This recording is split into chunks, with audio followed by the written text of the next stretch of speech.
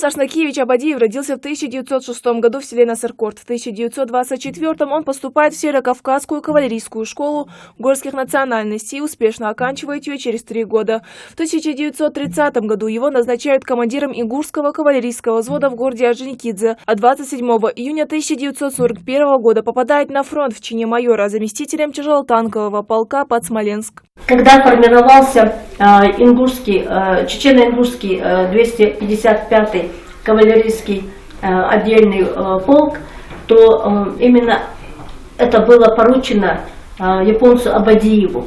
Он первым формировал его и был первым командиром. Как прошел войну и выходил живым из очередного боя, какие задания от командиров получал. Дедушка японец часто рассказывал ей и братьям, вспоминает внучка ветерана Аза Абадиева. Много очень любил это рассказывать, и года эти были очень тяжелые, и служба была тогда тяжелая, потому что всего не хватало в советской армии тогда, конечно. Армия была не настолько технически оснащена, как немецкая армия, да, поэтому им приходилось... Победы доставались, наверное, путем смекалки, доставались победы благодаря мужеству личному.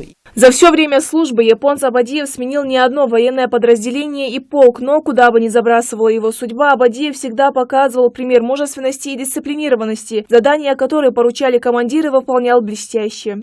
И несмотря на то, что все-таки с танками, на лошадях против танка воевать было тяжело, но у него были успехи большие, он очень хорошо руководил, он очень переживал за своих солдат, которые были у него в подчинении. Выходил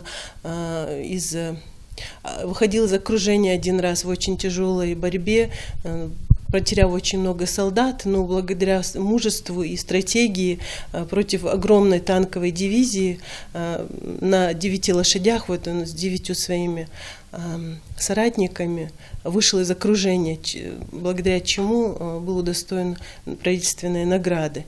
12 июня 1942 год. Станция Константиновская Ставропольского края. Кавалерийская дивизия под командованием Абадиева получила приказ выступить против немецкой танковой дивизии. Это казалось невозможным, однако приказы не обсуждаются. В этом бою полегло больше половины дивизии. Уже будучи на пенсии после окончания войны, рассказывая своим родным или близким об этом сражении, он говорил, что именно эта битва стала одной из самых сложных и кровопролитных. В этом бою Абадиев получил несколько ранений. Упавшего от бессилия медсестры, которые искали выживших, сочли его мертвым. Абадиев выжил, а после того, как очнулся, истекающий кровью, с трудом дополз до своей части. За весь период войны японец Абадиев не раз получал тяжелые ранения, в этом числе и в голову, после которого у ветерана остался большой осколок. Эта рана мучила его до конца жизни. Он никогда не жаловался на боль или что-то с ним происходящее. Но в голове у него был осколок, то есть его не смогли извлечь. У сердца его был осколок, который постоянно давал о себе знать.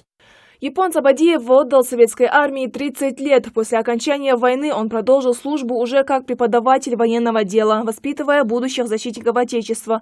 Абадиев дослужился до подполковника, был награжден 2 орденами Красного Знамени, орденом Отечественной войны, а после его смерти семье передали орден Ленина. Первые уже бои, которые они проводили, показали, что он по-настоящему готов к этой войне. Сталинградская битва – одна из самых кровопролитных, и не только в истории Великой Отечественной войны. По своему размаху она превзошла все предшествующие ей сражения в мировой истории. За город сражались более 2 миллионов человек с обеих сторон. На Мамаевом кургане, том самом правом берегу Волги, где происходили самые ожесточенные бои, открыт мемориальный комплекс. Здесь увековечены имена более 17 тысяч защитников Сталинграда.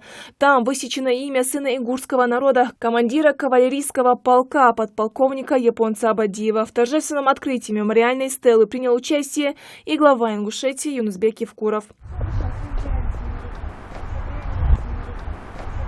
Именем героя Великой Отечественной японца Абадиева названа и улица в Дзержинском районе в городе-герое Волгограде. Вот благодаря нашему руководству и особенно проживающему там нашему земляку Герихану Мержоеву это стало возможным, и это очень, можно сказать, знаковое событие.